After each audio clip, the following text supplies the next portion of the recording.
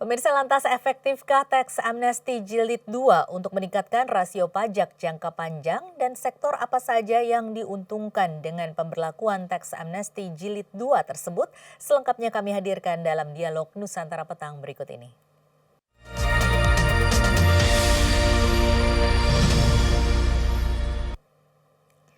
Saat ini saya sudah bersama dengan Bima Yudhistira, Direktur Center of Economic and Law Studies atau Celios. Selamat sore Mas Bima. Selamat sore, Ya, apa kabar nih Mas? kabar baik, kabar baik. Baik, ini kita langsung saja membahas mengenai teks amnesti. Ini kan sudah jilid kedua ya, kalau nggak salah. Ini sebelumnya jilid pertama itu di tahun 2016-2017 yang pada saat yang sama juga ini sedang rame-ramenya juga waktu itu Panama Papers. Nah, dan sekarang ini sedang ramai juga Pandora Papers. Nah ini Mas Bima, ini sebenarnya seberapa pentingnya sih teks amnesti ini diberlakukan saat ini? Perlu nggak sih? Ya, kalau pertanyaannya perlu atau tidak, sebenarnya banyak cara lain ya, selain dari Hmm, teks amnesti. Dan efektivitas dari teks amnesti bisa kita lihat di 2016 misalnya. Memang 2016 ke 2017 itu ada penerimaan negara yang cukup besar secara temporer. Tapi kan setelah teks amnesti sebenarnya adalah rezim kepatuhan perpajakan.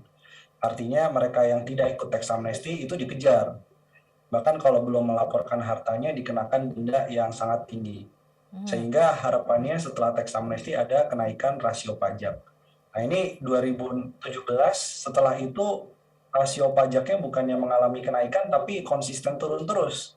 Bahkan tadi yang disebut yang paling parah 2020 cuma 8,3% rasio pajaknya. Kedua, ini kan juga sebenarnya semacam hukuman bagi pembayar pajak yang relatif dia taat membayar selama ini, ada atau tidaknya teks amnesti 2016 sampai hari ini dia membayar pajaknya, melaporkan hartanya, melaporkan pajaknya di SPT, tapi kemudian kok ada fasilitas teks amnesti yang justru ini untuk memperbaiki mereka yang tidak terlibat dalam teks amnesti jilid pertama, Ya. atau yang kemudian sudah teks amnesti tapi juga nggak patuh.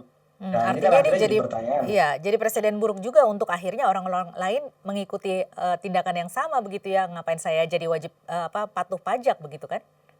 Dan bukan cuma itu juga, tapi kalau ada teks amnesti jilid kedua, karena pemerintah tidak konsisten dengan janjinya tahun 2016, maka kenapa kita harus ikut yang kedua? Iya. Toh nanti akan ada yang ketiga dan keempat dan seterusnya. Ini persis seperti yang terjadi di Argentina. Dan di Argentina itu berkali-kali mereka melakukan teks amnesti. Hasilnya ternyata tidak berkontribusi terhadap penerimaan pajak dalam jangka panjang. Justru menurunkan level kepatuhan. Baik, artinya ini sebenarnya teks amnesti untuk jilid pertama saja sudah tidak dapat dirasakan manfaatnya pada saat ini dan tidak efektif juga begitu ya? Ya, karena sebenarnya yang harus dilakukan adalah memang menggali potensi-potensi pajak, baik pajak yang selama ini sudah tercatat, wajib pajaknya, maupun ada potensi-potensi pajak yang baru, misalnya seperti pajak digital. Nah, untuk pajak yang ada sekarang saja, sebenarnya pemerintah berterima kasih dengan adanya Pandora Papers, tahun 2016 ada Panama Papers, dan banyak dokumen-dokumen yang sebenarnya tinggal dilakukan cross-check, tinggal dilakukan investigasi apakah wajib pajak yang namanya disebut di dalam papers-papers tadi itu sudah mengikuti teks amnesti 2016. Kemudian kalau kejadiannya sebelum teks amnesti itu kan harusnya ditelusuri. Itu baru dari sisi pajaknya ya, ditelusuri dulu bisnisnya apa misalnya.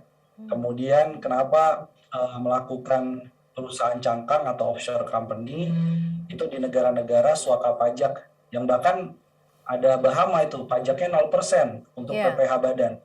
Di Indonesia sekitar 25%.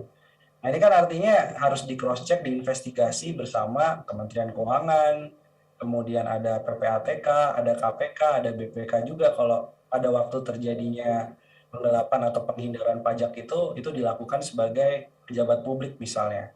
Jadi itu data yang berlimpah, data yang banyak sekali yang harusnya pemerintah follow up itu, bukan kemudian melakukan pengampunan pajak yang namanya sekarang menjadi pengampunan pajak sukarela gitu. Iya, karena ini kan sebenarnya benar-benar, mengandalkan itikat baik saja begitu ya. Sementara kalau misalnya semua orang beritikat baik untuk mengaku bersalah, tentunya penjara juga sudah penuh begitu. Nah ini kalau begitu selain juga dengan tax amnesty, ini kan tujuannya adalah untuk bisa menambah pemasukan negara, terutama pada saat pandemi ini. Kalau begitu dari mana lagi seharusnya yang secara efektif bisa menambah pemasukan negara dari pajak ini? Ada beberapa ya, tadi dari sumber pajak di dalam negeri saja kita bisa melakukan cross check. Beberapa bulan sebelumnya kan ada yang cukup heboh di mana data ekspor emas yang dicatat di Indonesia dengan di negara tujuan dari ekspor itu berbeda jauh. Jadi ini yang disebut sebagai praktek under invoice. Hmm. Itu artinya kan mereka menikmati nilai pajak yang lebih rendah dari yang regulasi harusnya bisa peroleh ya.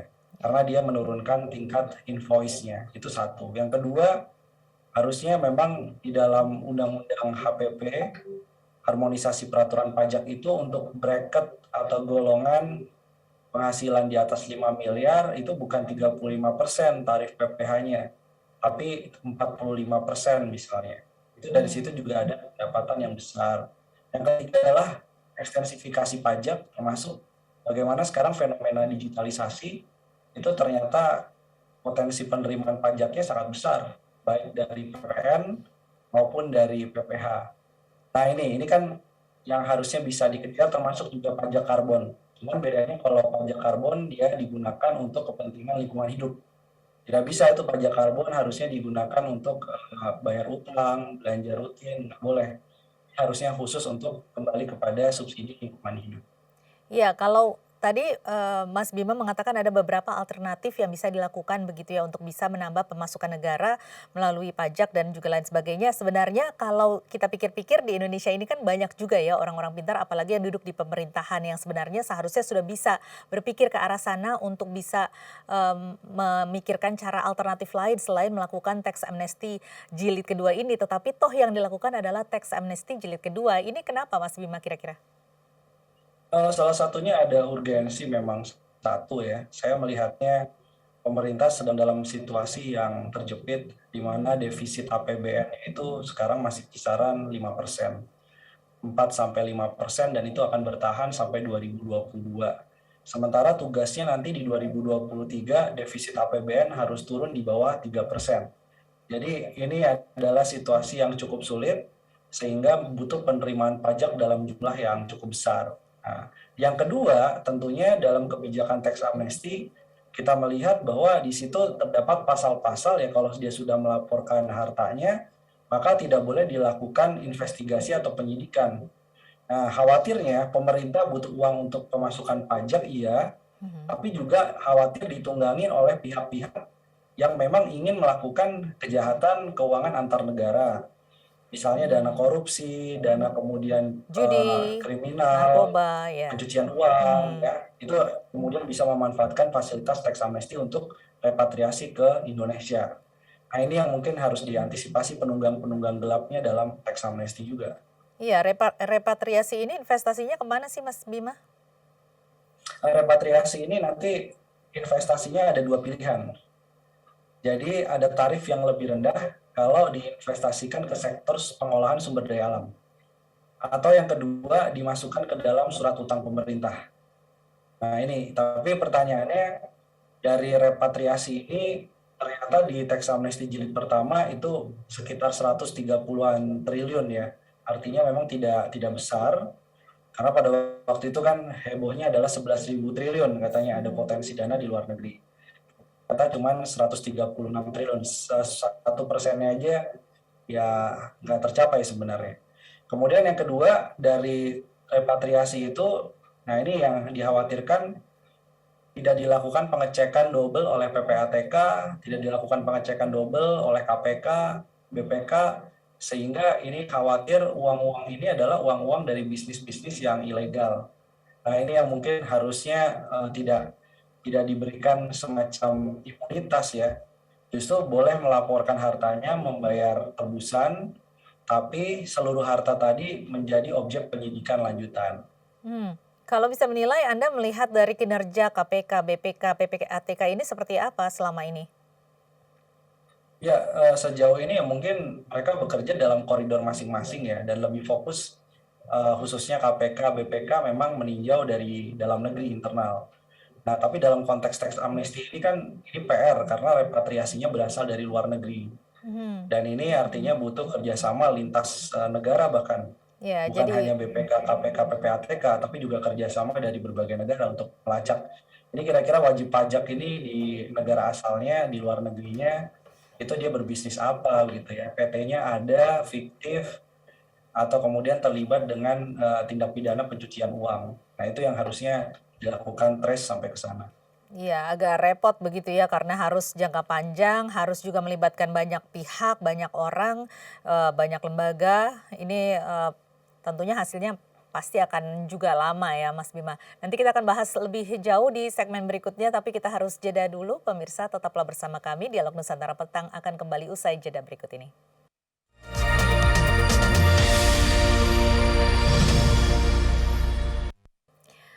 Anda kembali di Dialog Nusantara Petang, kita masih bersama dengan Bima Yudhistira, Direktur Selios. Mas Bima, ini kita masih membicarakan mengenai teks amnesti jilid kedua. Ini kemudian kalau dari teks amnesti kali ini, kalau yang di 5 tahun lalu teks amnesti jilid pertama saja hanya memberikan efektivitasnya hanya sedikit sekali. Nah, kalau begitu apa yang bisa diharapkan dari teks amnesti kali ini?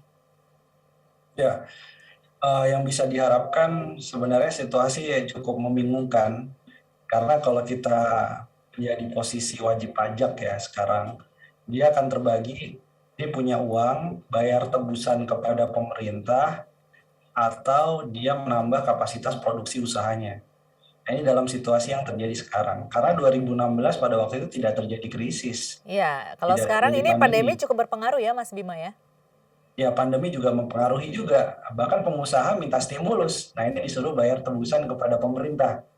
Nah, Hmm. ini justru kondisi yang kemudian cukup aneh. Yang kedua, saya perhatikan ada dugaan atau ada indikasi bahwa pelaku usaha yang kemudian dia terpaksa membayar tebusan karena takut ya dengan adanya teks amnesti jilid 2 ini, dia akan mengambil uang depositonya atau menggeser likuiditas dari perbankan. Jadi dari perbankan dia akan geser masuk ke dalam kantong pemerintah. Nah, ini yang dalam ekonomi dikhawatirkan terjadi perebutan dana antara perbankan atau jasa keuangan dengan pemerintah. Apalagi Ini pemerintah juga membicarakan bahwa di dalam undang-undang HPP, uang dari teks amnesti kalau mau direpatriasi masuknya lewat surat utang negara. hmm. Jadi ini uangnya banyak tersedot dari aktivitas ekonomi, perbankan butuh kredit misalnya untuk menyalurkan kredit, tetapi dana pihak ketiganya sebagian masuk ke dalam kantong pemerintah. Ini Nah, apa ini yang dampaknya secara jangka panjang dan akan terasa berapa lama nih? dampaknya dari sisi likuiditas ya mungkin akan langsung terasa di tahun 2022 tadi. Hmm. Karena pengusaha butuh likuiditas juga, butuh suplai kredit dari bank, tapi uang yang ada di bank itu geser pindah menjadi tebusan pemerintah. Ini seperti hampir terjadi 2016, makanya dana pihak ketiga 2016-2017 pada waktu teks amnesti itu relatif agak menurun ya, karena terjadi perebutan tadi. Dan efeknya ke orang-orang biasa yang tidak ikut teks amnesti apa? Yang terjadi adalah suku bunganya akan mahal, karena Hmm. bank juga akan tawarkan bunga yang relatif lebih mahal sehingga depositonya tidak beralih kepada tebusan teks amnesti. Gitu. Jadi itu dampak yang langsung dirasakan bagi orang yang bahkan dia tidak terlibat dalam teks amnesti. Jadi sebenarnya lebih banyak buruknya ya daripada manfaatnya. Ya, banyak yang sudah melihat bahwa teks amnesti ini jangan dijadikan usulan atau bahkan jangan dibahas sama sekali di dalam rancangan undang-undang KUP pada waktu itu, ketentuan umum perpajakan. Tiba-tiba tetap dimasukkan, apalagi melihat tarif dari teks amnestinya murah. Hmm. Jadi tarif teks amnestinya berkisar 6 sampai 8%. Jadi artinya dengan 6 sampai 8%, sekarang kalau kita bayar tarif PPh misalnya tadi anggapannya orang kaya nih akan menjadi target dari teks amnesti, selama ini PPh yang paling atas itu 30%. Nah, ini kan akan menjadi insentif. Bayar tebusannya 6 sampai 8%. Tapi kalau nggak patuh pajak berarti kan bisa menghemat sampai 30% selama ini. ya udah Jadi tunggu aja tax amnesty, tinggal bayar tebusannya jadi 6 justru sampai tindakan 8% buruknya diskusi itu lagi. di reinforce begitu ya, malah didorong untuk melakukan tindakan yang tidak seharusnya ya? Iya, jadi menjadi disinsentif atau menjadi hukuman bagi mereka yang patuh terhadap pajak, tapi menjadikan insentif bagi mereka yang selama ini tidak patuh atau sengaja menghindari pajak. Gitu. Mmm, Jadi kita melihat di negara lain ya, contohnya pada waktu adanya Panama Papers yang dilakukan bukan tax amnesty, tapi yang dilakukan itu justru adalah penegakan, dipanggil. Bahkan ada perusahaan yang masuk dalam data tax amnesty, kemudian terlibat dalam transaksi yang ilegal, di blacklist di Amerika Serikat, di Eropa. Jadi total ada keuntungan sampai 1,2 miliar dolar atau setara 1,7 triliun itu dari negara-negara yang berhasil menelusuri dari Panama Papers. nah Nah kalau itu itu yang harusnya kita lakukan juga dengan Pandora Papers sekarang, bukan tax amnesty jilid 2. tetapi mungkin ada pertimbangan-pertimbangan lain dari pemerintah kalau itu dilakukan. Nah, kira-kira apa pertimbangan lainnya ini? Apakah nanti, justru potensi untuk bisa mendapatkan, pemasukan negara ini jauh berkurang begitu atau mungkin apa ini Mas Bima?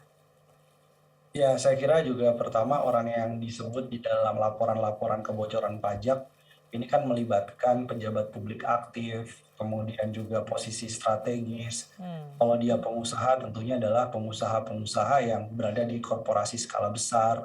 Ya ini tentunya kan bargaining power-nya akhirnya tidak terlihat. Nah, itu yang terjadi juga persis sama pada waktu 2016 alih-alih mengejar data dari Panama Papers justru diberikan tax amnesty dan pada waktu akhir tax amnesty jilid 2 karena mungkin tidak berani langsung mengenforce kepada wajib pajak yang kakap, akhirnya justru menyasar kepada UMKM. UMKM-nya lucu, UMKM-nya disuruh untuk ikut ke dalam tax amnesty pada waktu itu. Nah, ini semoga tidak terjadi lagi nih.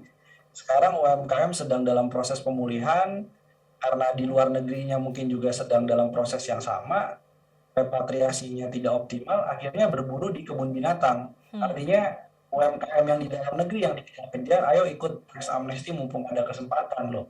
Awalnya ini kan bukan untuk UMKM, tapi untuk wajib pajak yang kakap dan lintas negara.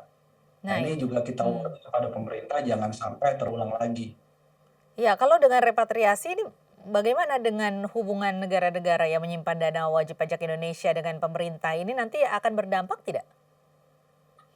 Ya, sebenarnya kalau negara-negara yang dikenal sebagai surga pajak sih, Indonesia lepas satu misalnya, atau 2 orang yang ikut tax amnesty, buat Nggak mereka ngaruh ya? nggak ada masalah, nggak ada pengaruh ya, karena mereka juga banyak menerima dana dari negara-negara lain yang lebih kaya mungkin. Mhm. Tapi kita bisa lihat juga ada beberapa negara yang dekat hubungannya dengan Indonesia dan jadikan tempat untuk menyimpan uang orang-orang kaya, misalnya di Singapura. Nah itu kalau tax amnestinya dimarketingkan besar-besaran, kemudian juga menakut-nakutin misalnya kepada orang-orang kaya yang ada di Singapura, ya bisa jadi likuiditasnya juga masuk ke Indonesia repatriasinya. Tapi itu kecil kemungkinan terjadi. Mmm. Karena ada beberapa faktor ya, meskipun ada kesempatan tax amnesty pada waktu itu, ternyata banyak orang-orang kaya yang ada di negara lain, mereka lebih memilih uangnya di negara lain, bukan di Indonesia, tidak ikut tax amnesty, atau hanya ikut tax amnesty tapi melapor, tidak melakukan repatriasi aset. Hmm. Karena mereka lebih percaya stabilitas politik, hukum, keamanan negara di negara-negara lainnya. Nah itu juga mungkin salah satu pertimbangan. Jadi kalau kita ingin menarik repatriasi uang dari luar negeri, bukan cuma masalah tebusan yang murah, tapi juga perlu ada faktor lainnya. Daya saing, stabilitas hukum, politik, keamanan, mereka merasa nyaman menyimpan uangnya jangka panjang di Indonesia, stabilitas kurs juga. Nah kalau sudah dikonversi ke rupiah, kemudian kursnya turun naik terhadap dolar, ya buat mereka justru ini juga salah satu resiko yang akan dihadapi.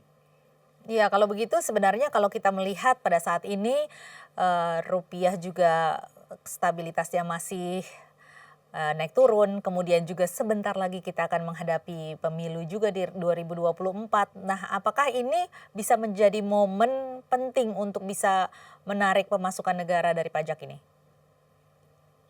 Ya, waktunya tidak banyak ya. Nah, ini juga salah satu hal. Jadi sebaiknya memang waktu itu tax amnesty tidak dimasukkan gitu. Jadi tax amnesty justru nanti akan jadi problem justru bagi pemulihan ekonomi itu sendiri. Satu tadi karena ada penarikan likuiditas. Kemudian yang kedua, ini juga akan membuat penerimaan pajak tidak efektif. Dan kalaupun masuk, khawatirnya ini karena tadi disebutkan soal pemilu ya, jadi analisis ekonomi politiknya, mereka mungkin yang berkeinginan ada tax amnesty jilid 2, ya ini akan memasukkan uang-uang yang digunakan bukan untuk usaha atau investasi sebenarnya, tapi Hmm. digunakan untuk keperluan-keperluan lainnya ya, Hmm. terutama keperluan untuk dana politik, kampanye, dan lain-lain persiapan. Nah itu juga yang harus ditelusuri oleh PPATK. Jadi jangan hanya karena ada badan ataupun perorangan yang ikut tax amnesty kemudian dosanya diampuni ya mungkin soal pajak diampuni dalam undang-undang HPP itu Hmm. tetapi dalam hal lainnya misalnya apakah terkait dana korupsi, dana kemudian gratifikasi, praktek bisnis yang ilegal tidak sesuai regulasi itu harus tetap dilakukan penelusuran. Jadi jangan sampai uangnya pun juga tidak masuk ke dalam investasi-investasi yang produktif nanti di Indonesia, tapi Hmm. justru digunakan untuk investasi politik ya, nggak ada hubungannya dengan sektor real. Atau bahkan malah jadi bikin dosa baru ya, Mas Bima ya. Ya, Baik, kalau untuk terakhir nih Mas Bima, ini kan menyangkut dengan nama-nama besar juga begitu ya. Sementara tentunya akan sulit begitu untuk bisa punya bargaining power begitu untuk bisa menarik pajak ataupun juga membuat membuat nama-nama ini bisa masukkan pajak ke Indonesia begitu melalui tax amnesty ini. Nah, ini kalau begitu bagaimana caranya dong? ya ini artinya dari awal sebenarnya pada waktu Pandora Papers itu keluar dan memuat nama secara gamblang, pemerintah bikin Satgas. Jadi Hmm. Satgas ini terdiri dari berbagai unsur kelembagaan, kemudian dari Satgas ini melakukan pemanggilan. Itu satu yang harus dilakukan.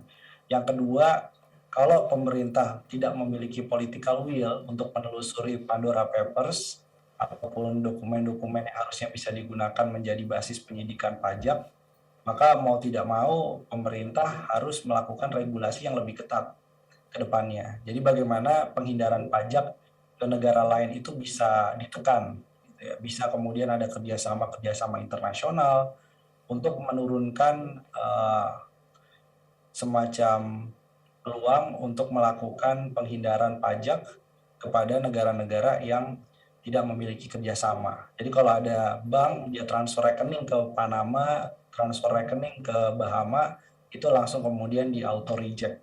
Jadi banyak negara yang sekarang kerjasamanya model seperti itu. Dan juga Hmm. ada tarif pajak minimum. Jadi Ya. mau ke negara manapun, dia tetap harus membayar 15% misalnya untuk PPh badan. Jadi Hmm. itu juga menutup celah adanya negara-negara yang disebut tax haven atau suaka pajak. Jadi regulasi-regulasinya kita butuhkan semakin detail untuk mencegah adanya penghindaran pajak antar negara. Itu dulu Baik. yang mungkin bisa dilakukan secara paralel. Baik, jadi regulasi yang semakin detail dan juga tentunya penegakan hukum yang lebih tegas. Baik, terima kasih banyak Mas Bima telah bergabung bersama kami di Dialog Baik, Nusantara sama-sama. Petang.